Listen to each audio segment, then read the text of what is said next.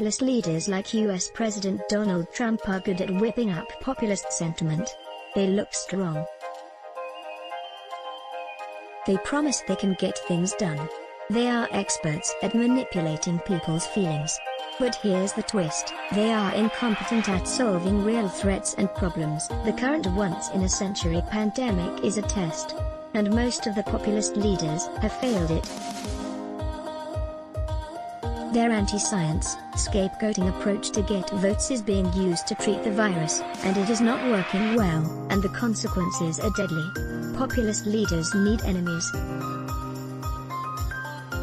They like to portray themselves as representatives of the pure people. And on the opposing side are elites, establishments and migrants, all scapegoats of domestic problems. By playing the victim card, they successfully shirk responsibilities. Trump rose in 2016 with the populist tide on his nationalistic, anti-elite slogans. When scientific recommendations are offered by his traditional enemies, the corrupt elites and international institutions, he chose to ignore and deny them. When early testing was shown to be a common-sense response to stop the spread of the virus, he mentioned slowing it down to make the numbers look better. Similarly, Brazilian President Jair Bolsonaro has also tried to downplay the virus by claiming, "It's nothing but a little flu." He has joined protests against the lockdown while refusing to wear a mask, despite scientific proof that masks lower transmission rates. Currently, America and Brazil have the most confirmed cases of COVID-19 in the world. The two countries have roughly 5 million cases combined. When asked about the high caseloads in the two countries, Margaret Harris, a senior official at the WHO, pointed it out explicitly.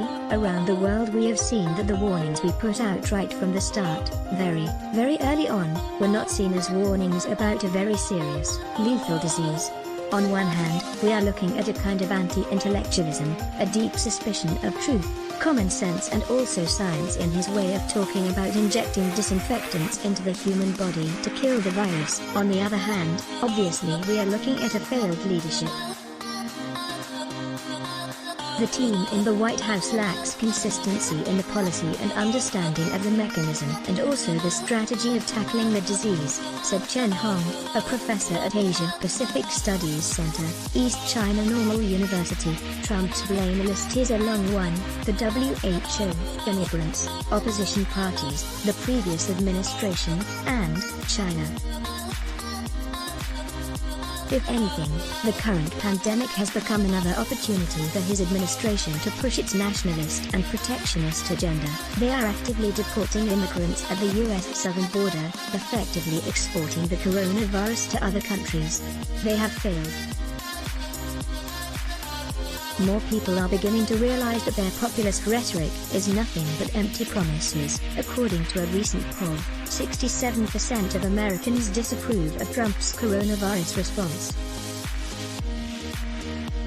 As British Prime Minister Boris Johnson missed the critical window to take decisive action, his approval rating sharply declined by 10 points, according to a News Ovation poll. By contrast, in Germany, support for the far-right Alternative for Germany is falling while German Chancellor Angela Merkel's party is basking in popularity.